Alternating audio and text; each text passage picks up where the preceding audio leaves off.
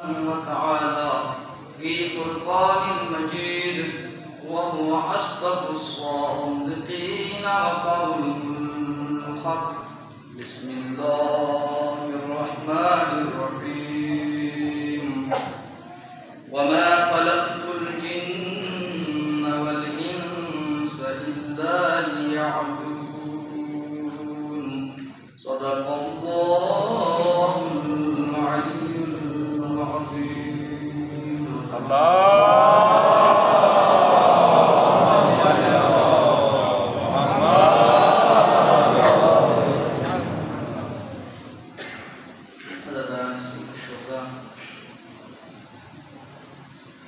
عزاداری حسین ایک عظیم عبادت ہے، عظیم نعمت ہے آپ کی بندہ رضوا۔ اس عزاداری کے تقدس کا ہم اور آپ نے خیال کرنا ہے۔ ایسا نہ ہو کہ ہم سے کوئی ایسی حرکت سرزد ہو جائے جس سے اس کا تقدس پائمال ہو جائے۔ اس کے تقدس کا ہم نے خیال کرنا ہے۔ مثلاً ایک عام چیز جو ہمارے ہاں ہے، پوری دنیا میں ہوتا ہے، پاکستان میں اور ہمارے معاشرے میں یہ جو نوحہ خوانی جو ریکارڈنگ ہوتی ہے، جب ڈیک میں یا گاڑی میں یا گھروں میں ہم ریکارڈنگ چھوڑتے ہیں، سینہ زنی جس کو ہم کہتے ہیں نوحہ خوانی، وہ جب ہم نوحہ خوانی سنتے ہیں یا وہ ریکارڈنگ چلاتے ہیں، اس وقت بھی اس کے تقدس کا خیال کرنا ضروری ہے، بہت ضروری ہے۔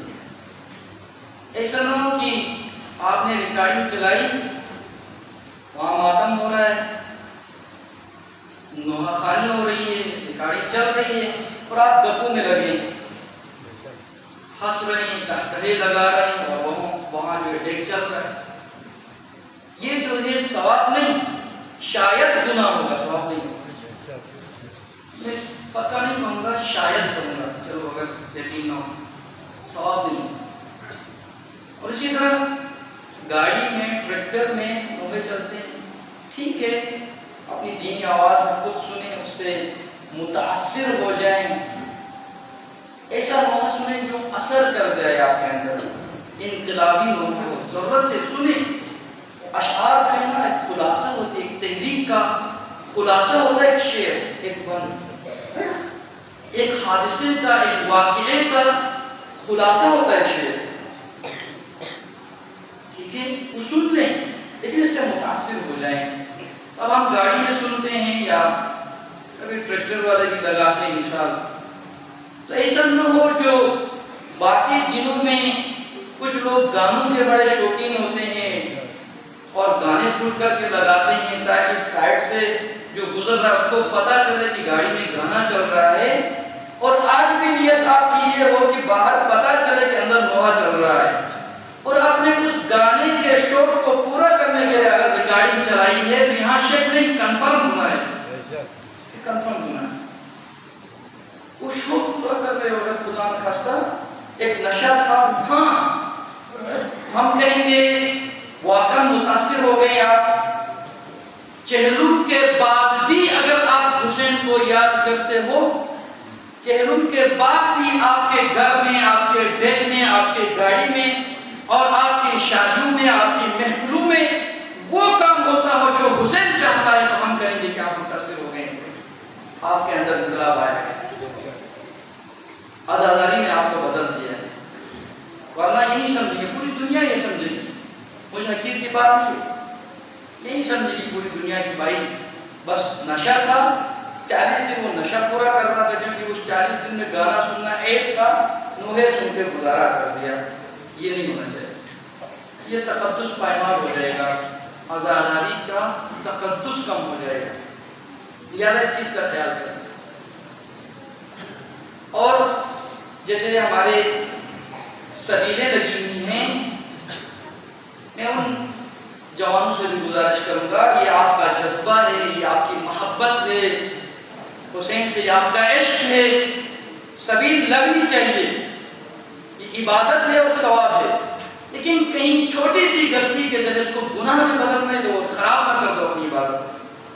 اگر خدا نخواستہ اتنی آواز کر دو کہ آپ کے ہمسائے میں کوئی بیمار ہے، کوئی پریشان ہے، اور آپ کے اس ڈیتھ کی آواز کی وجہ سے اس کو تکلیف ہو رہی ہے، تو میں کہتا ہوں شاید ثواب نہیں ملے گا، آپ کو مشکل ہو جائے گا۔ ہم خود ایران میں رہے ہیں، تو ایران گئے، ان کو بھی پتا ہوگا جو اگر کچھ عرصہ وہاں رہے، محرم اور سفر گزارا، وہاں باقاعدہ جمعے کے دن محرم میں خصوصاً، آپ حیران ہوں گے، یہ بات آپ کو سمجھ عرض کروں گا، باقاعدہ جمعے کے دن خطبے کے دوران یا خطبے کے بعد اعلان کیا جاتا ہے کہ اپنے حسینیہ کے دن وہاں امام بارگاہ کو اپنے حسینیہ کے لاؤڈ اسپیکروں کو اتنا اوپن مت کریں کہ آس پاس میں رہنے والے جو افراد ہیں یا جن کے گھر ہیں وہ متاثر ہو جائیں اور پریشان ہو جائیں، لہٰذا اپنا حسینیہ کے اسپیکرز کا ویلیوم کم کرو یا حسینیہ کے اندر تک محدود رکھو، یہ اعلان ہو رہا ہے۔ سمجھ آ رہی میری بات؟ تو آپ لوگ پریشان نہ ہو، ہم کہتے ہیں کہ ویلیوم تھوڑا کم کرے تو کوئی یہ سمجھے گا کہ یہ ڈرتے ہیں، کون اس کی بات سنتا ہے؟ ہم ڈرنے مرنے والے نہیں ہیں، ہمیں پتہ ہے آپ نہیں ڈرتے ہو، آپ کے جذبات میں ٹھیک ہے، لیکن دیکھو خلاف ورزی ہم نے نہیں کرنی۔ آپ کے سبیل اس طرح کے ہونے چاہیے کہ ہر کوئی آپ کے سبیل کے اس چبوترے کے اندر آئے، وہاں آ کے سبیل پی کے وہاں سے خوش ہو کے چلا جائے۔ ایسے نہ ہو آپ کی ریکارڈنگ یا آپ کے انداز کی وجہ سے جو آنا چاہتا تھا وہ بھی بھاگ جائے۔ ہونا یہ چاہے ہر کوئی آئے، سبیل امام حسین تناول کرے، وہاں سے چلے۔ لہذا تقدس کا خیال رکھنا کیا ہے؟ ضروری ہے، آزاداری کا تقدس۔ ایک گروپ پر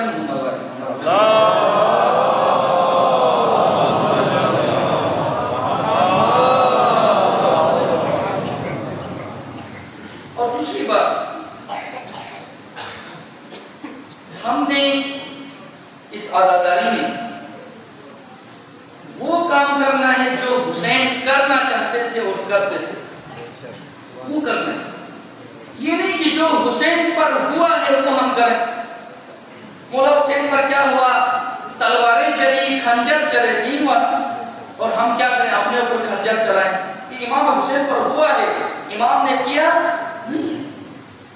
اچھا، امام سجاد علیہ السلام اور اہل بیت حسین پر بیڑیاں لگ گئی ہاتھوں میں، یہ حسین اور اہل بیت حسین پر ہوا ہے، انہوں نے کیا نہیں۔ اب ہم کیا کرتے ہیں؟ بیڑیاں لگاتے ہیں، کڑے ڈالتے ہیں، بعض ماشاءاللہ پاؤں میں بھی کڑے ہیں، ہاتھوں میں بھی کڑے ہیں، چلتے ہیں تو ایسا لگتا ہے زلجنا آ رہا ہے، یہ زلجنا آ رہا ہے۔ کوئی ثواب نہیں، اس کا کوئی ثواب نہیں۔ نہ اس کڑے نے آپ کو شفا دینا ہے، نہ اس کڑے نے آپ کی زندگی بدلنا ہے، نہ اس کڑے کی وجہ سے حسین کی شفاعت ہونی ہے، کچھ بھی نہیں ہونا ہے، کیونکہ حسین نے قربانی اس کڑے کے لیے نہیں کی۔ یہ تو آپ وہ سنت بجا لا رہے ہیں نعوذ باللہ جو یزید نے امام سجاد کے ہاتھوں میں کر دیا تھا، یہ تو یزید کی سنت ہے۔ کیا امام سجاد نے خوشی سے وہ بیڑیاں اپنے ہاتھوں میں ڈالے تھے؟ کبھی نہیں خوشی سے ڈالے تھے۔ یہ آزاداری نہیں ہے۔ آزاداری کا مطلب یہ ہے ہم وہ کریں جو امام حسین نے کیا۔ امام حسین نے کیا کیا؟ سب کو پتا ہے، پوری تاریخ ہے، امام نے کیا کیا۔ دوران جنگ ہے، حالت جنگ ہے، چاروں طرف سے نرگے میں ہیں، وقت اذان ہو گیا، اذان کا وقت ہوا اور نماز کا وقت ہوا، مولا حسین علیہ السلام جنگ کو چھوڑ دیتے ہیں اور نماز کے لیے کھڑے ہوتے ہیں۔ یہ حسین نے کیا ہے۔ ہم آزاداری کا نام لیں، جو امام نے کیا وہ نہ کریں تو پھر فائدہ کیا؟ یہ کریں ہم۔ اس لیے الحمدللہ ہم بھی، ہمارا جلوس آتا ہے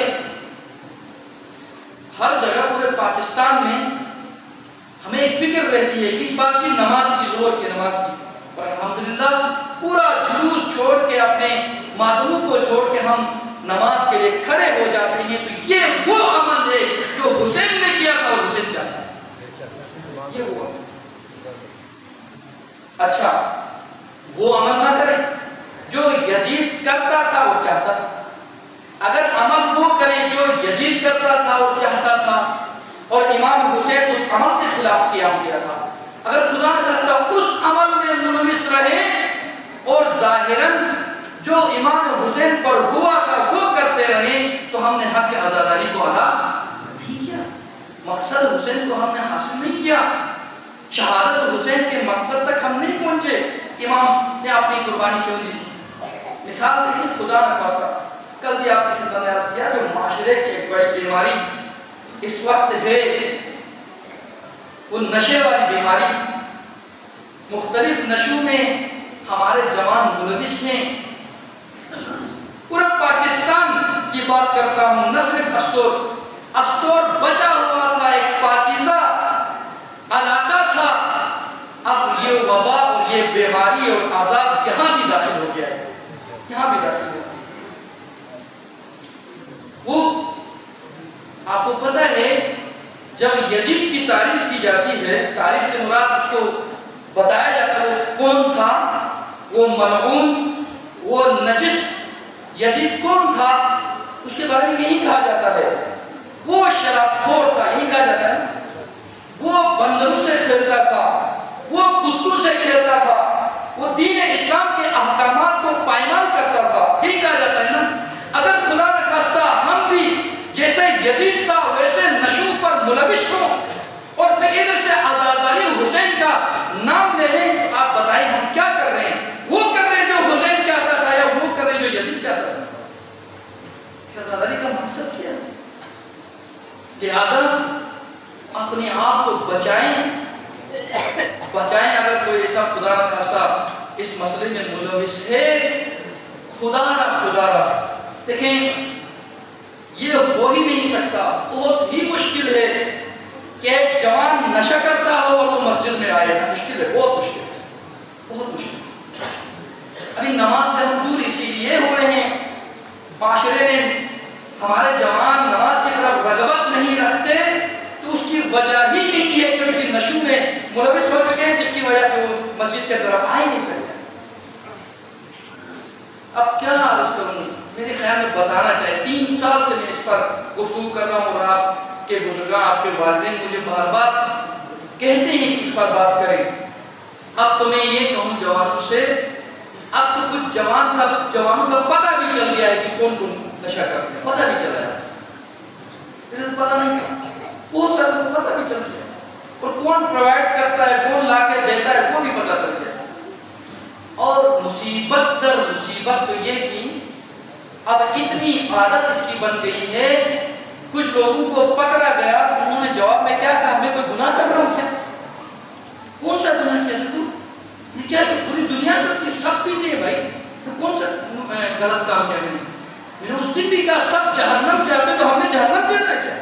تو سب کی بات نہیں کرنی ہے، وہ بات کرنی ہے جو اللہ چاہتا ہے، جو دین چاہتا ہے، جو قرآن چاہتا ہے، جو محمد مصطفیٰ چاہتا ہے، وہ دیکھنا ہے ہم نے، وہ سب کو نہیں دیکھنا ہے۔ لہٰذا اس بیماری سے ہم اور آپ نے نجات حاصل کرنا ہے۔ میں نے بارہا گزشتہ مجالس میں عرض کیا ہے کہ یہ تو بڑے نشے تو چھوڑو، ہمارے بزرگان اور عرفا فرماتے ہیں جو حلال چیزیں ہیں اس کا بھی نشہ صحیح نہیں ہے، کہتے ہیں درود پڑھیں محمد وعلی محمد۔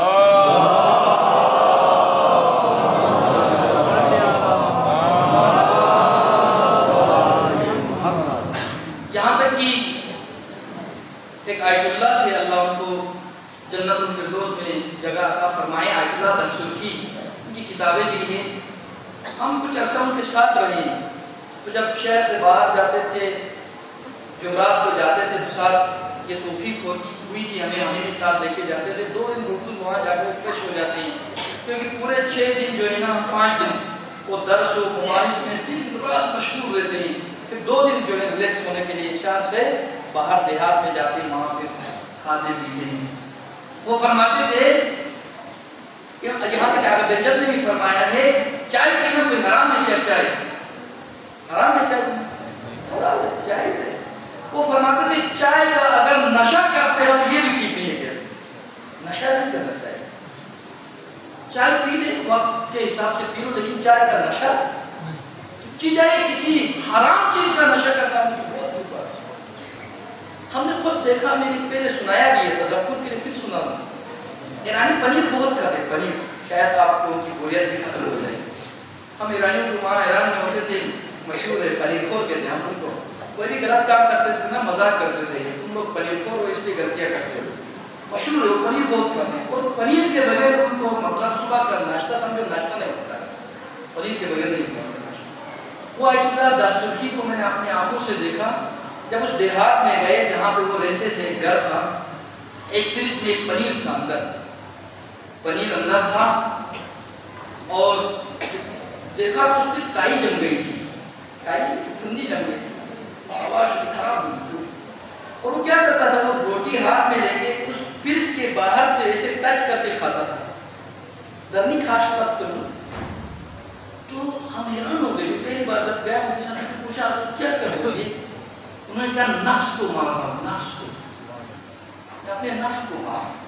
کہا میں پنیر کھاؤں حلال ہے، جائز ہے، میں کہتا ہوں اس جب بھی آتا ہوں یہ پنیر نہیں کھاتا، اس کے باہر سے وہ اپنا وہ دل کو اطمینان میں دلاتا ہوں تھوڑا وہ کر کے، اور اندر سے میں نفس کو کہتا ہوں تم کھاؤ کہتے ہو، میں نہیں کھا کے دکھاتا ہوں، میں اپنے نفس کو مارتا ہوں تاکہ اس چھوٹی چیز کی وجہ سے کل خدا نہ کرتا کسی بڑی چیز تک ہاتھ دے کے ہاتھ میرا جائے گا، اس لیے ابھی سے ہی اپنے آپ کو کنٹرول کرو۔ یہ ان چیزوں کے بعد وہ کسی درجے اور کمال تک پہنچتے ہیں، اور ہم اور آپ خدا نخواستہ حلال تو چھوڑیں حرام کے پیچھے اگر پڑ جائیں، پھر ہم کہیں کہ انسان ترقی کر گیا، کہاں ترقی کر گیا؟ انسان دن بدن ذلیل و خوار ہوتا گیا، کہاں ترقی کر گیا؟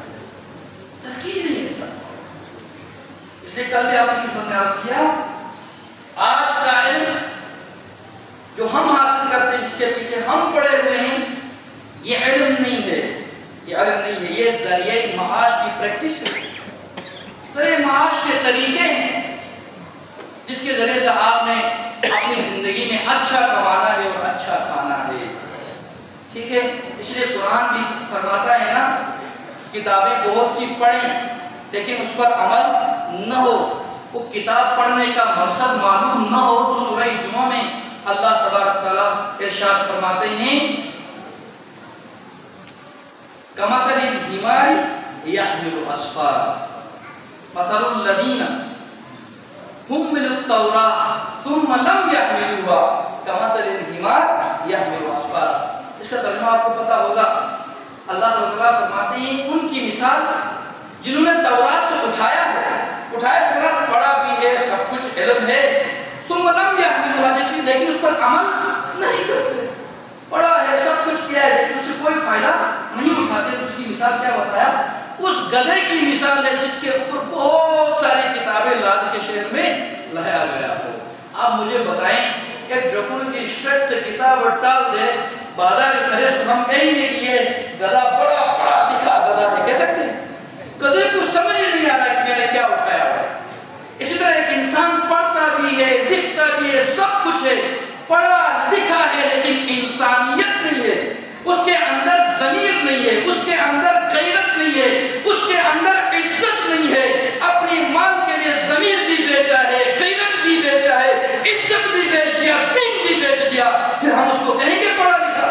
ہم اس انسان کو ترقی یافتہ اور پڑھا لکھا نہیں بلکہ ذلیل ترین اور پست ترین انسان اس کو کہیں گے۔ اس گدھے کی مثال ہے اس کی بس۔ لہٰذا آج اگر ہم اپنے بچوں کو تعلیم دینا چاہتے ہیں تو یاد رکھیں دین کے ساتھ تعلیم دے دیں، ایک دینی تعلیم۔ دینی سے مراد یہ نہیں کہ میں یہ نہیں کہتا ہوں کہ سب کو ایران بھیج دو، سب کو مدرسوں میں بھیج دو، تعلیم دے دو، لیکن جس تعلیم کے لیے دین نے کہا ہے، دین نے تعلیم کی تاکید کیوں کی ہے؟ اس لیے کی ہے پڑھ لکھ کے ایک باصلاحیت فرد بن جائے، اور وہ افراد جب باصلاحیت افراد ایک معاشرے کے اندر آتے ہیں، ایک باصلاحیت معاشرہ بن جاتا ہے، ایک باادب ایک دیندار معاشرہ بن جائے گا۔ اس میں سب آتا ہے، سائنس پڑھیں، سب کچھ پڑھیں، لیکن مقصد اونچا رکھنا ہے، مقصد بلند رکھنا ہے۔ اس لیے دیکھیں یہ ہاسٹلز میں ہم بچوں کو بھیجتے ہیں نا، ہاسٹلز میں ہم یہ نہیں دیکھتے، کچھ تو الحمدللہ ہمارے والدین یہ چیز دیکھتے ہیں کہ اس ہاسٹل میں کوئی دینی تربیت بھی ہے، وہاں کوئی قرآن کی پڑھانے کا کوئی انتظام ہے، وہاں نماز پر کوئی توجہ ہے، اکثر ہم دیکھتے ہیں۔ لیکن کچھ لوگ جو صرف اور صرف ڈگری حاصل کروا کے بچوں سے، یعنی بچے کو پیسوں کی فیکٹری بنانا چاہتے ہیں، وہ یہ چیزیں نہیں دیکھتے۔ وہ دیکھتے 50,000 بھلے منتھلی جائے، وہ یہ دیکھتے ہیں میرا بچہ وہاں جا کے پڑھے، کل اچھی سی نوکری میں جا سکے، بس ہم و غم یہ ہے کہ اچھی نوکری اس کو ملے، یہ نہیں کہ حاصل میں کیا کچھ ہو رہا ہے، کوئی مسئلہ نہیں ہے، جو کچھ بھی ہوتا ہے ہو جائے لیکن پیسے ملے، بس پیسے ملے۔ یہ تو خیر صرف ہم اور آپ کی بات نہیں ہے، ہمارے حکمرانوں نے بھی ہمارے ذہنوں میں یہی بات ڈالی ہے، سب کچھ بیچ دو، دین بھی بیچ دو، پیسہ آئے، بس ہمارے ذہن یہ ڈال دیں، سب بیچ دو، کوئی مسئلہ نہیں، زمین بیچ دو، عزت بیچو، غیرت بیچو، سب کچھ بیچو، کیا ملنا چاہے؟ پیسہ۔ یہ علم نہیں ہے، اس کو علم نہیں کہا جاتا ہے۔ درود پڑھیں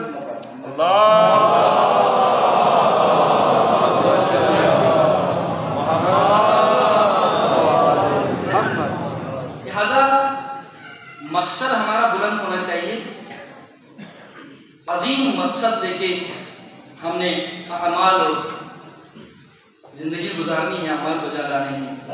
اور یہیں آپ کی خدمت میں عرض ہوا کہ اللہ تبارک تعالیٰ نے ارشاد فرمایا کہ ہم نے جن و انس کو خلق نہیں کیا مگر کس نے خلق کیا؟ لیعبدون، تاکہ وہ اللہ کی بندگی کریں، تاکہ وہ عبودیت کے اعلیٰ ترین درجے پر فائز ہو جائیں۔ بس عبودیت خلقت انسان کا آخری مقصد ہے، بس تخلیق انسان کا آخری مقصد عبودیت ہے۔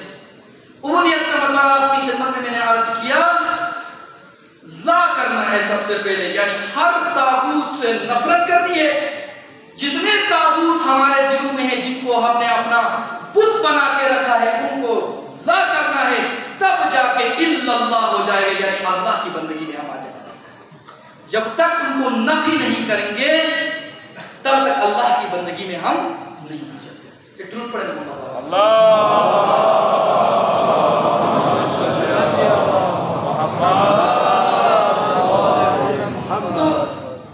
ہماری گفتگو یہ ہو رہی تھی قیام حسین بے زبان حسین۔ امام حسین نے اپنا قیام اپنی زبان سے بتایا کہ میں نے کیوں قیام کیا، اور خلاصہ آپ کی خدمت عرض ہوا، یہ بات تکرار ہوگی لیکن ضروری ہے۔ خلاصہ یہی ہوا تھا، ہم نے یہ عرض کیا تھا، در حقیقت لا الہ الا اللہ، یعنی عبودیت کو انتہا تک پہنچانے کے لیے حسین نے قیام کیا۔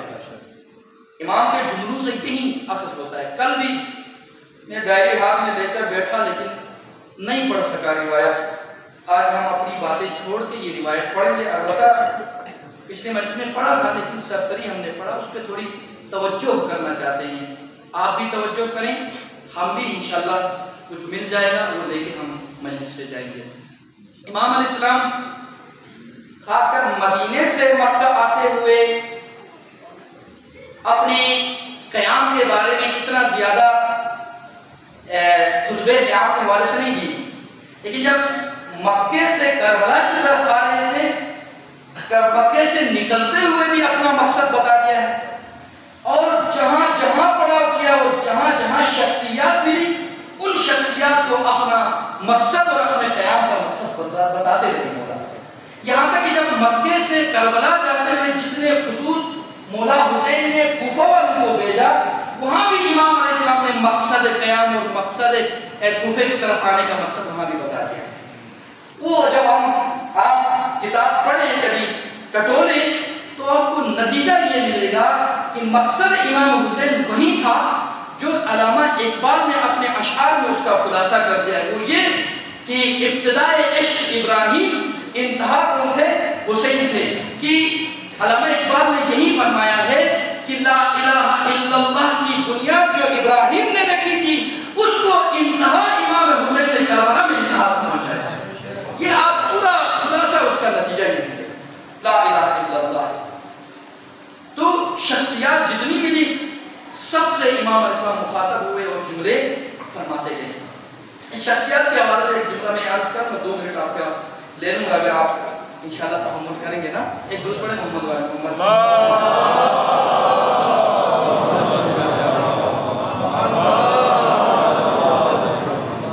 لیکن شخصیات کی پہچان ضروری ہے. انسان بعض اوقات ظاہر سے بھی پہچانا جاتا ہے، لیکن بعض اوقات اس کے باطن کو دیکھنا ضروری ہوتا ہے کہ اس کے اندر سے کیا ہے، بندہ کے اندر سے کیا ہے. جواد نقوی صاحب ایک مثال دیتے ہیں، یہ میووں کا پھل اور سبزیوں کی مثال دیتے ہیں.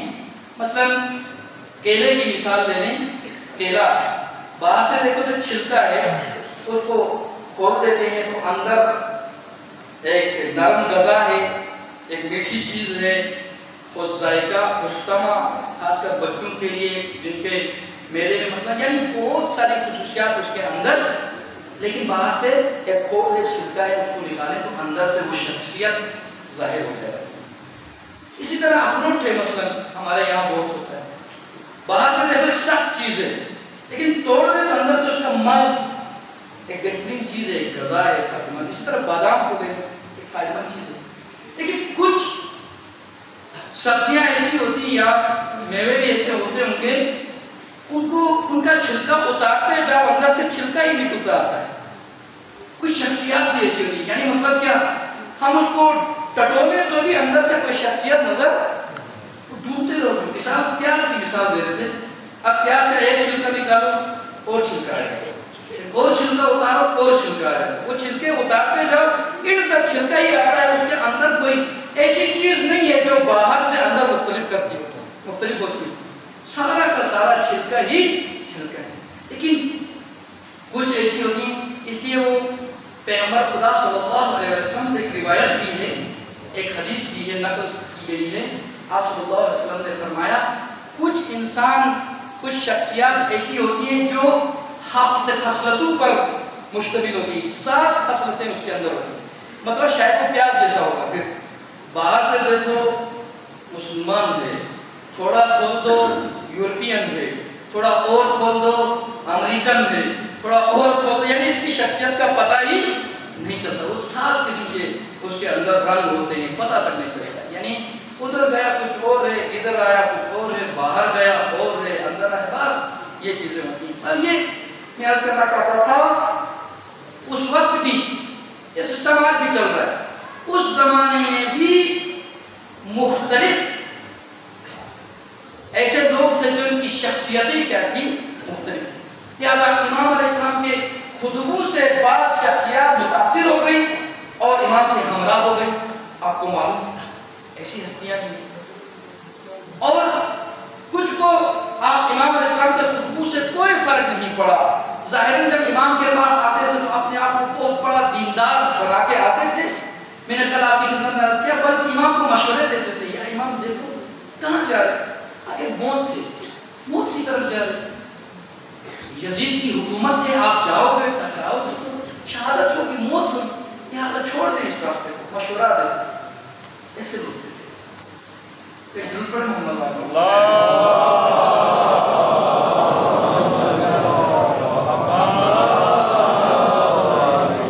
لیکن ہم نے اولو الالباب کرنا ہے. اولو الالباب قرآن کہتا ہے اصل شخصیت وہ ہے قرآن کی نگاہ میں جو اولو الالباب ہو.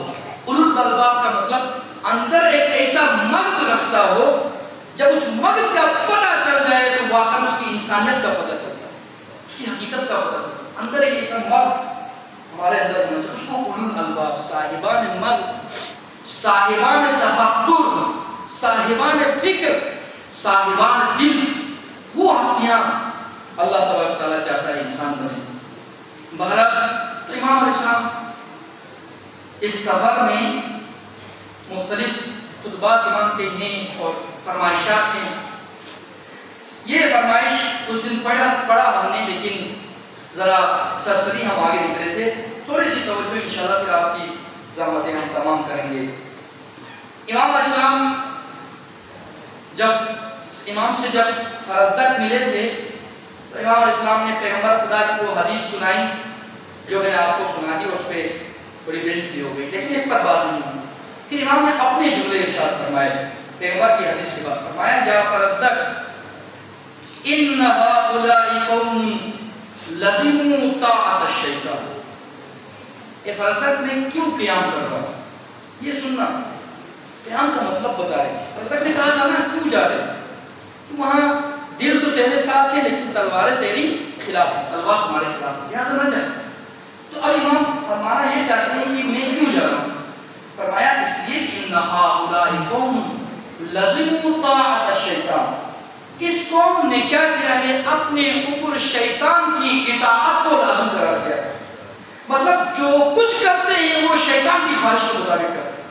اب ہم نے بھی دیکھنا ہے ایسا نہ ہو ہم امام کے لشکر میں شامل ہونا چاہتے ہیں لیکن کل خدا نہ خواستہ امام آئے ہمارے خلاف قیام نہ کرے گئے. یہ بات سمجھ آ رہی ہے آپ کو.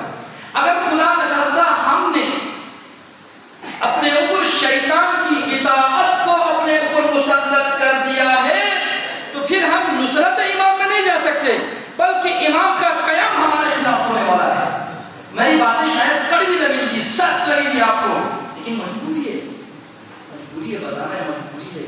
ٹھیک ہے. ان هؤلاء قوم لزموا طاعت الشیطان.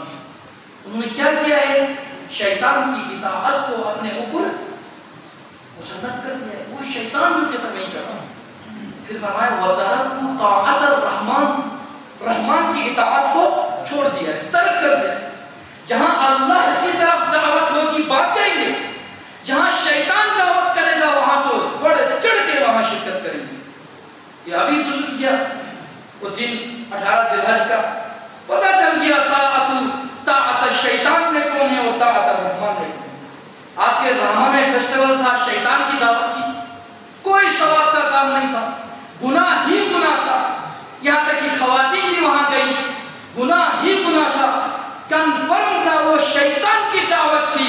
ہم اور آپ میں سے جو 18 ذی الحج عید غدیر کو مسجد تنہا کر کے خالی کر کے رامہ میں جا کے شرکت کی وہ طاعت الشیطان میں تھے, اور جو غدیر کے دن مسجد میں حاضری دی وہ طاعت الرحمن میں تھے. چھپانے والی بات نہیں ہے, چھپانے والی بات نہیں ہے, کنفرم ہے. ہم نے تو یہ دیکھا, اصل شکل نہیں ہے, دن رات دیکھتے ہیں, مجبوری ہے ہماری. آپ دکان میں ہوتے ہیں, کوئی کام میں مشغول ہیں, کوئی کچھ کر رہا ہے, چھڑی باندھ کے آتے ہیں, وہی کیا جو بھی کر رہے ہیں, شکل نہیں آتی, دم دم دیکھیں, کوئی چوک نہ آتی, ڈنگ سارے آ جاتے ہیں, پھر جمع ہو جاتے ہیں. یہ طاعت الشیطان میں ہے. اللہ پہ نہیں کرو, طاعت الشیطان میں, شیطان کی بندگی میں, ہم اللہ کی بندگی میں, رحمان کی بندگی میں.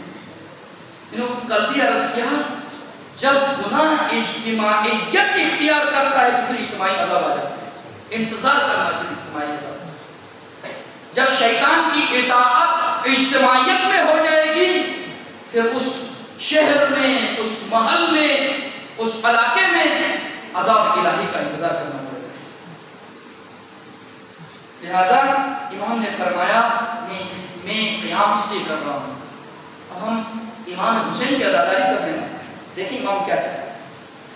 انہوں نے شیطان کی طاعت کو اپنے اوپر مسلط کر دیا اور رحمان کی طاعت کو چھوڑ دیا, ترک کر دیا. پھر فرمایا وَعَظَةٌ فساد. انہوں نے زمین میں فساد کو عام کر دیا. فساد سے مراد آپ صرف یہ نہیں سمجھیں کہ قتل و غارت ہو رہا ہے, وہ بھی فساد ہے. فساد سے مراد برائی کو عام کر دیا. شراب نوشی عام ہے, منشیات عام ہے, گناہ عام ہے, یہ فساد ہے. پھر فرمایا وَأَبْطَلَ الْحُدُودِ. حدود خدا کو باطل کر دیا, ختم کر دیا انہوں نے. ایک حد ہوتی ہے انسان کی, اس حد کو انہوں نے پائمال کر دیا, ختم کر دیا, حد سے آگے تجاوز کر دیا. پھر فرمایا وَشَرِبُ الْخُمُورِ. اس کو الگ سے پھر فرمایا امام نے, شراب نوشی اختیار کی ہے انہوں نے, لہذا اس لیے میں جا رہا ہوں. اب آپ سمجھ رہے ہیں نا انشاءاللہ امام کیوں جا رہے ہیں. امام بتانا چاہتے ہیں کیوں جا رہا ہوں. شراب نوشی نام کی ہے اندر. وَاحْتَعْتَرُوا فِي أَمْوَالِ الْفُقَرَاءِ وَالْمَسَاكِينِ. اور انہوں نے کیا کیا ہے, فقیروں کے اموال اور مسکینوں کے اموال کو غارت کر دیا ہے. غارت کا مطلب ان کا حصہ خود کھا رہے ہیں. آپ یہ سمجھیں گے شاید ہم اس سے پاک ہیں, انشاءاللہ پاک ہوں گے، لیکن یاد رکھنا جو حکومت میں ہیں ہمارے جو برادران یا ہمارے عزیزان یا ہم خود، وہاں یہ مسئلہ پیش آتا ہے، یہ آپ کو بتاؤں، کوئی مال آتا ہے غریبوں پہ تقسیم ہونا چاہیے، کوئی مال آتا ہے متاثرین پہ تقسیم ہونا چاہیے۔ ہم نے تو سنا تھا جو ذمہ داران ہیں وہ گاڑیاں بھر بھر کے اپنے گھروں کی طرف لے کے جا رہے ہیں، تو اسی کو وَاسْتَعْصَرُوا فِي أَمْوَالِ الْفُقَرَاءِ وَالْمَسَاكِينِ کہا جاتا ہے۔ وہ یہ نہ سمجھے کہ میں کسی فقیر کا حق نہیں کھا رہا ہوں، یہی فقیر کا حق ہے جو آپ استعمال کریں، جو آپ کے لیے نہیں ہے، آپ اپنے گھر پہ لے کے جا رہے ہیں۔ میں اس وقت یہی عرض کر رہا تھا کہ اصل فقیر تو یہ ہے، پھر اس کا مطلب یہ اصل مسکین ہی یہی ہوتے ہیں بیچارے۔ اس کا مطلب ہے غریب امیر ہوتا ہے وہ ہے زیادہ مسکین، جو مسکینوں اور فقیروں کا مال گھروں کی طرف دڑا دڑ لے کے جاتے ہیں۔ جب یہ حالت ہوتی ہے تو پھر امام قیام کرتا ہے، قیام۔ اللہ پہ یقین کریں، یہی عرض کرنا چاہتا تھا کہ خدا نخواستہ ہم اپنے امام زمان کے ناصروں میں سے ہونا چاہتے ہیں نا، امام کے لشکر کے سپاہیوں میں شامل ہونا چاہتے ہیں۔ اگر خدا نخواستہ یہ چیزیں ہمارے اندر ہوں، طاعت شیطان کو مسلط کیا ہو، رحمان کی طاعت کو ترک کیا ہو، زمین پر فساد کے ہم باعث بن گئے ہوں اور شراب نوشی عام ہو چکی ہو، فقیر و مساکین کے اموال کو ہم غارت کر رہے ہوں، تو یاد رکھنا امام آئیں گے تو جن کے اندر یہ خصوصیات ہوگی، امام ان کے خلاف قیام کریں گے، نہ کہ یہ لوگ امام کے ناصر و مددگار ہو جائیں گے۔ ان کے خلاف امام قیام کرنے والے ہیں، ان کے خلاف قیام کرنے والے۔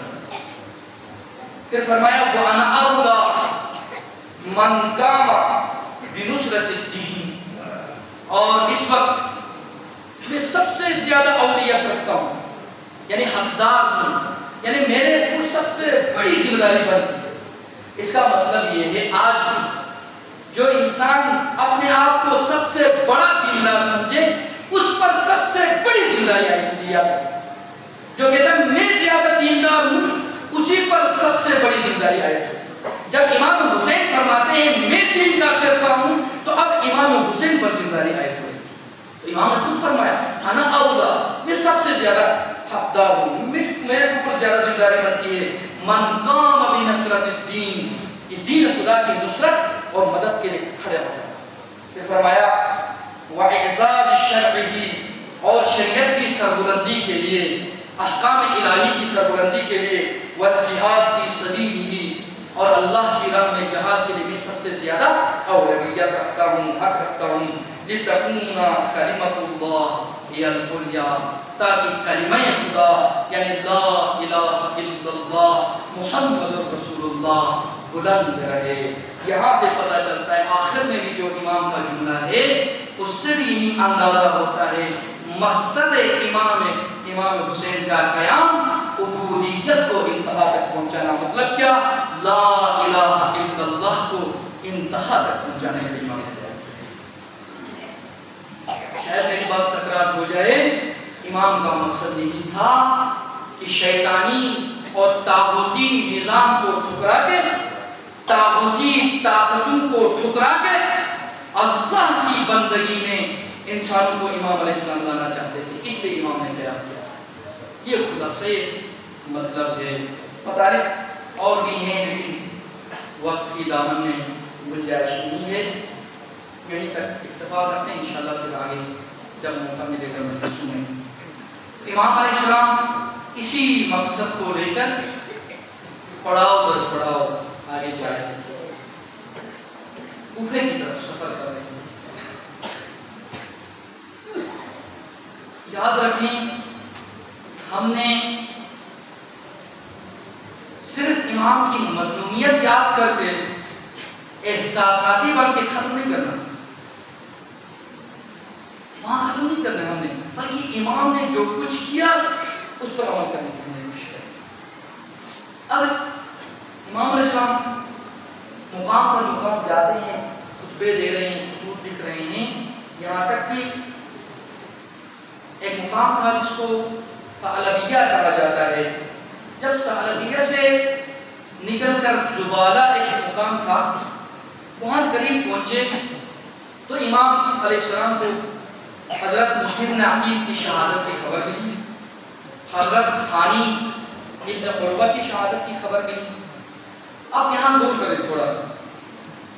جب خبر ملی امام علیہ السلام کا انداز اور امام نے کیا کرنا تھا، وہاں تک آپ کو معلوم ہے جب تک مسلم کی خبر نہیں آئی تھی امام کے ساتھ ہزاروں کا لشکر تیار ہوتا تھا. ہزاروں کا، اگر ہزاروں نہ کہوں تو 1000 سے زیادہ لوگ تھے، یہ تاریخ میں. لیکن جب خبر مسلم آئی، شہادت کی خبر اور کوفے کی غداری اور دغا کی خبر آ گئی، اور خبر آئی امام کو کہ اے مولا کوفہ والوں نے آپ سے بیعت کا ہاتھ اٹھا لیا ہے، آپ سے دھوکہ کیا ہے، آپ کے ساتھ دینے والے نہیں. اب ہم میں سے کوئی ہوتا تو ہم تو کوشش کرتے اپنے چہروں سے کسی طرح چھپا لو، بلکہ خبر لانے والوں کو کہیں دور لے جا کے ختم کر دو اس کو، تاکہ کسی طرح پتہ ان کو. اگر امام کا مقصد صرف حکومت ہوتا. غور کریں کہ کچھ لوگوں کے ذہن میں یہ ہے، ٹیلی ویژن میں بھی آگے کبھی کبھی یہ خطا کر جاتے ہیں کہ امام کوفے میں حکومت کرنے کے لیے جا رہے تھے. حکومت ذہنی چیز تھی، امام کلمت اللہ کو بلند کرنے کے لیے جا رہے تھے، کلمت اللہ کو زندہ کرنے کے لیے جا رہے تھے. اب جب یہ خبر آئی، سلام ہو امام پر، کتنا کریم امام ہے. اب کیا کرتے ہیں امام؟ سب کو بٹھاتے ہیں، اصحاب کو بٹھاتے ہیں. بٹھانے کے بعد جو قاصد آیا تھا امام کو پیغام دینے کے لیے، امام کے کان میں کچھ کہنا چاہتا تھا. امام نے کیا فرمایا، میں اور میرے اصحاب کے درمیان کوئی راز نہیں، جو بتانا کھل کے بتا، کھل کے بتا. قاصد نے کھل کے بتا دیا. حضرت مسلم کو شہید کر دیا گیا، خالد بن عروہ کو شہید کر دیا گیا، اور کوفے والے سارے امام حسین کی بیعت سے پیچھے ہٹ گئے، ابن زیاد کی بیعت میں آ گئے. جب یہ خبر سنی، چہرے کسی کے کچھ، کسی کے کچھ، کسی کے مرجھانے لگے. اب کیا ہوا؟ امام نے فرمایا دیکھو میرے ساتھیوں، یہاں تک میرے ساتھ آئے تھے، اب سوائے موت کے اور کچھ بھی نہیں آگے. اب حسین کے پاس موت ہے، بس اللہ کی راہ میں شہادت ہے اور کچھ نہیں ہے. میں تمہیں اجازت دیتا ہوں، اس مقام سے جو بھی واپس جانا چاہتا ہے چلا جائے، جو واپس جانا چاہتا ہے وہ چلا جائے. دیکھا دائیں سے اٹھ کے جا رہے ہیں، بائیں سے اٹھ کے جا رہے ہیں. حسین کی تنہائی ہونے شروع ہو گئی. جس طرح مسلم اکیلا ہوتا گیا، حسین بھی اکیلے ہوتے گئے. یہاں تک کہ آخر میں امام فرماتے ہیں کچھ لوگ بیٹھے تھے جو خوف میں تھے. امام نے فرمایا عجیب جملہ ہے، دیکھیں یہ دل کو پارا پارا کرنے کے لیے کافی ہے. وقت کا امام، پیغمبر کا نواسا، جنت کا سردار، اس کا ساتھ چھوڑ رہے ہیں. امام نے کیا فرمایا، دیکھو اگر تم شرما رہے تو میں سر جھکا دیتا ہوں، میں سر جھکاتا ہوں، تم چلے جانا. امام نے سر جھکا دیا، اور جو شرم ہوتے تھے جب امام نے سر جھکا دیا تو اٹھ کے وہ چلے گئے. یہاں تک کہ وہی رہ گئے جو خالصتاً شہادت کے لائق تھے، وہی رہ گئے جن کا نام تا قیام قیامت زندہ رہنے والا تھا، وہی باقی رہ گئے. باقی سب چلے گئے، واپس ہو گئے. امام علیہ السلام نے اپنا سفر آگے بڑھایا، ایک مقام میں آئے. اب کیا کچھ ایسے بھی افراد ہیں اس کے بعد میں آ کے شامل ہوئے. معلوم تھا امام تنہا ہے، معلوم تھا امام نے شہید ہونا ہے، پھر بھی ساتھ دیا. ایسا ایمان ہمیں چاہیے. پروردگارا ہمیں بھی ایسے ایمان کی ہم تمنا کرتے ہیں. خدایا اگر ہم لائق نہیں ہیں تو بھی اس عزاداری کے صدقے پروردگارا ہم ہاتھ اٹھا کے دعا کرتے ہیں، زہرا مرضیہ کا واسطہ دیتے ہیں. ہمارے دلوں میں بھی وہ ایمان ہو پروردگارا، جب امام کی نصرت کا وقت آئے ہم بھاگنے والوں میں نہ ہو، بلکہ امام کے قدموں پر قربان ہونے والوں میں سے ہو. پروردگارا ہمیں ایسی ایمان کی ضرورت ہے. زہرا مرضیہ کی نظر ہوگی اس مجلس پر ضرور، اس کے صدقے یہ ایمان ہمیں عطا کرنا ہے پروردگارا. اللہ تعالیٰ محترم، امام آگے بڑھ رہے ہیں. ایک مقام ایسا آیا، ایک صحرا تھا، دیکھا ایک جھونپڑی ہے، ایک جھونپڑی وہاں پہ ہے. امام علیہ السلام اس کی طرف متوجہ ہوتے ہیں، جھونپڑی کے قریب جاتے ہیں تو کیا دیکھا، ایک بڑھیا بیٹھی ہے، بڑھی عورت ہے. امام نے سلام کیا، اس نے جواب دیا تو امام نے اس سے فرمایا اے خاتون، اس لگ و دگ صحرا میں آپ کیا کرتے ہو؟ کہا میں، میرا بیٹا اور میری بہو، ہم 3 ہوتے ہیں. اور ہم یہاں پہ بکریوں کا کاروبار کرتے ہیں، تجارت کرتے ہیں، بکریاں چلاتے ہیں۔ تو امام نے فرمایا کوئی مشکل تو نہیں ہے آپ کے لیے یہاں پہ؟ تو اس بڑھیا نے عرض کیا جی اے شخص، یہ مشکل ہے کہ ہمیں پانی کا بہت مسئلہ ہوتا ہے، کوئی پانی یہاں آس پاس میں نہیں ہے۔ تو امام علیہ السلام خیمے کے پیچھے گئے، اس جھونپڑی کے ایک پتھر تھا، اپنے نیزے سے اس پتھر کو ہٹا دیا، جو ہی ہٹا دیا ایک شفاف چشمہ وہاں سے پھوٹنے لگا۔ اور بڑھیا کو بلا کے فرمایا دیکھو یہ پانی آپ کے لیے، یہاں سے آپ استفادہ کر سکتے ہیں۔ پھر امام تھوڑی دیر وہاں آرام فرماتے ہیں۔ جب اٹھ کے نکل رہے تھے تو اس سے بڑھیا سے فرماتے ہیں جب تیرا بیٹا آئے گا اس سے کہہ دینا۔ امام نے پہلے اس نے پوچھا آپ کون ہو؟ بڑھیا نے پوچھا، امام علیہ السلام نے سارا تعارف کرایا۔ وہ خود عیسائی تھی وہ خاتون۔ امام نے فرمایا میں محمد مصطفیٰ، مسلمانوں کے آخری نبی محمد مصطفیٰ صلی اللہ علیہ وسلم کا نواسا ہوں، فاطمہ زہرا کا بیٹا ہوں، علی مرتضیٰ کا بیٹا ہوں، مجھے حسین کہا جاتا ہے۔ یہ کہنے کے بعد فرمایا جو حادثہ ہونا تھا، جو واقعہ، وہ سارا بتا دیا کہ میرے ساتھ کوفے والوں نے دھوکہ کیا اور میں کربلا کی طرف جا رہا ہوں، کوفے کی طرف، اور میرے سامنے موت ہے لیکن میں اللہ کی راہ میں یہ جہاد کرنے جا رہا ہوں۔ جب تیرا بیٹا آئے گا یہ سارا ماجرا اس کو بتا دینا۔ بس حضرات محترم وہ بیٹا آ گیا اور اس کی بہو آ گئی۔ 10 دن ہو گئے تھے شادی ہو کے، صرف 10 دن۔ تاریخ میں لکھا اختلاف ہے 10 دن 5 دن اختلاف ہے۔ جب اس کا نام وہب تھا، وہ وہب آتا ہے، اس کی ماں کہتی ہے کہ میرا بیٹا تجھے معلوم ہے آج یہ سارا ماجرا ہو گیا، وہ سارا واقعہ بتا دیا۔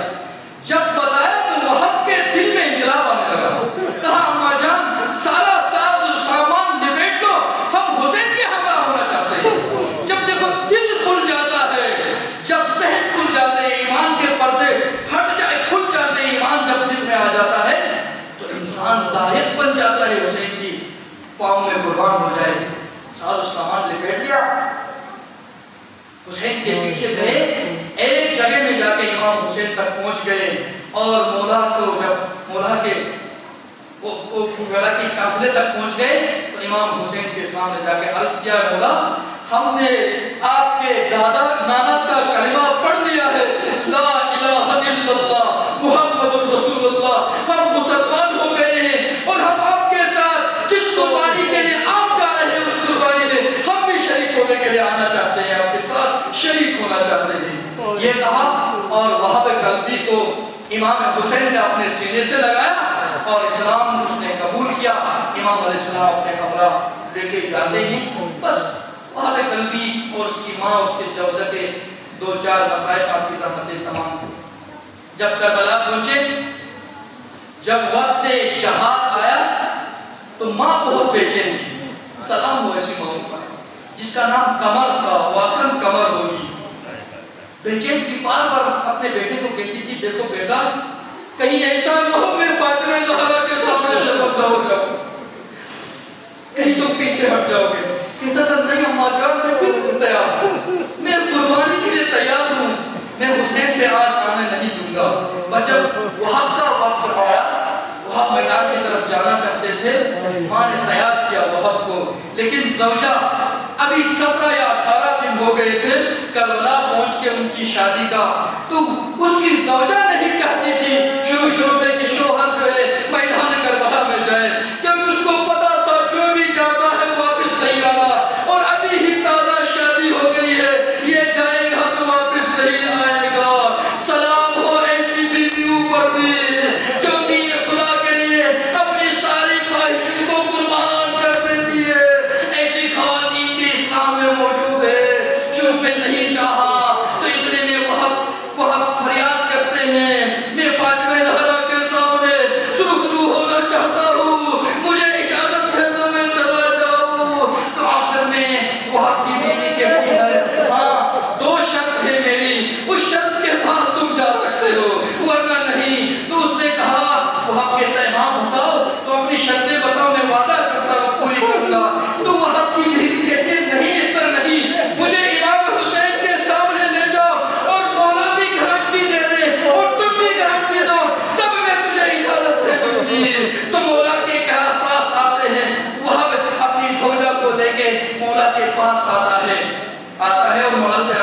ہے مولا میری زوجہ کچھ شرائطیں رکھتی ہیں، اس کے بعد مجھے میدان میں جانے کی اجازت دے گی۔ تو مولا نے فرمایا بتاؤ کیا شرائط ہے؟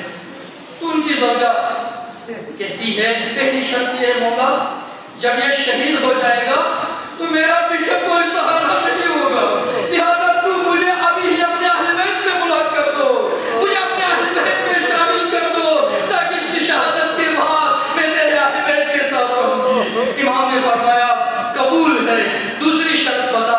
تو دوسری شرط کیا کہتی ہے؟ مولا مجھے معلوم ہے جب یہ شہید ہوگا تو یہ جنت میں جائے گا، جب جنت میں جائے گا جنت کی نعمتوں سے اور حوروں سے یہ استفادہ کرے گا، مجھے کہیں بھول نہ جائے، اس سے یہ وعدہ لے لو جنت میں جانے کے بعد بھی مجھے فراموش نہ کرے۔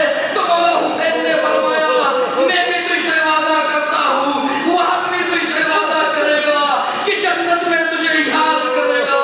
بس عزیزان محترم وہ کن ایسا یاد کیا جیسے وہاں کی شہادت ہوئی ویسے اس کی زوجہ کی بھی شہادت ہوئی، دونوں جنت میں گئے۔ بس عزیزان محترم تیاری ہو گئی میدان کربلا میں جانے کے لیے، ماں بڑی خوش تھی میرا بیٹا میدان کی طرف جا رہا ہے۔ امام حسین نے رخصت کر دیا، ماں نے رخصت کیا، جاؤ میرا بیٹا داد شجاعت دکھانا، خالی ہاتھ واپس نہ آنا، یہ تاریخ کے جملے ہیں۔ مقتل نے لکھا ہے 21 پیادل افراد کو واصل جہنم کر دیا اور 20 سوار تھے گھوڑوں میں ان کو واصل جہنم کر دیا۔ جب تھک جاتے ہیں واپس اپنی ماں کے قریب آتے ہیں، عرض کرتے اماں جان میں تھک چکا ہوں، پانی کا کوئی قطرہ مل سکتا ہے؟ تو مادر فرماتی ہے نہیں میرا بیٹا پانی کا کوئی قطرہ نہیں ہے۔ وہاں واپس میدان میں جاتا ہے، ہاں یہ بھی عرض کروں وہاں ماں سے عرض کرتا ہے اماں جان کیا تم اس سے راضی ہو چکی ہے؟ تو ماں فرماتی ہے نہیں اے میرے وہاں جب تک تو حسین کی راہ میں شہید نہیں ہوتا میں اس وقت تک راضی نہیں ہوتی۔ سلام ہو ایسی ماں پر۔ وہاں واپس میدان میں جاتا ہے، داد شجاعت دکھاتا ہے۔ ایک وقت ایسا آتا ہے وہاں کے بازو کٹ جاتے ہیں، زمین کربلا میں تشریف لاتا ہے، صدا بلند کرتا ہے اے میرے مولا حسین کیا میری قربانی قبول ہو گئی؟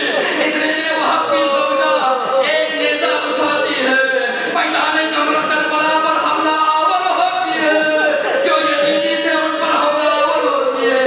یہاں تک تاریخ میں لکھا ہے وہاں کی زوجہ اور وہاں کی ماں نے دو یزیدیوں کو واصل جہنم کر دیا۔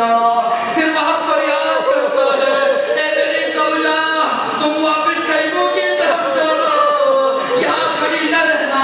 حسین بھی فرماتے ہیں اے وہاں کی زوجہ واپس آ جانا، واپس آتی ہے لیکن جب دیکھا وہاں کو گرفتار کر دیا گیا، گرفتار کر کے جب شمر مرمون کے عمر صاحب کے قریب بھیجا گیا، پہلے عمر صاحب کہتا ہے اے جوان تیرے اندر کتنی بڑی شجاعت ہے، تو کتنا بڑھ بڑھ کے حملہ کر رہا تھا۔ گرفتاری کے بعد وہ حق کا سر مبارک جدا کر دیا گیا، جب وہ حق کا سر مبارک جدا کر دیا گیا بدن مبارک کو زمین کربلا پر پھینک دیا گیا۔ وہ حق کی زوجہ پھر جاتی ہے اپنے شوہر کے بدن سے لپٹ جاتی ہے کہ اس کا خون صاف کر رہی ہوتی ہے، راز و نیاز کر رہی ہوتی ہے۔ اتنے میں شمر کا غلام ملعون اس پر نیزہ مارتا ہے، برچی مارتا ہے، وہ حق کی زوجہ بھی شہید ہو جاتی ہے۔ بس آخری جملہ سننا عزیزان محترم، اتنے میں وہ ملعون کیا کرتے ہیں وہ حق کا سر مبارک لے کے آتے ہیں جو خون آلود ہو چکا تھا، مٹی لگ گئی تھی، لا کے قافلے حسین کی طرف پھینک دیتے ہیں۔ تو وہ آپ کی ماں دھوڑتی ہوئی جاتی ہے، وہ آپ کے سر مبارک کو اٹھاتی ہے، کتنی عظیم ماں ہوگی، وہ آپ کے چہرے سے خون صاف کر دیتی ہے، داڑھی سے خون صاف کرتی ہے، مٹی کو ہٹا دیتی ہے اور مخاطب ہو کے کہتی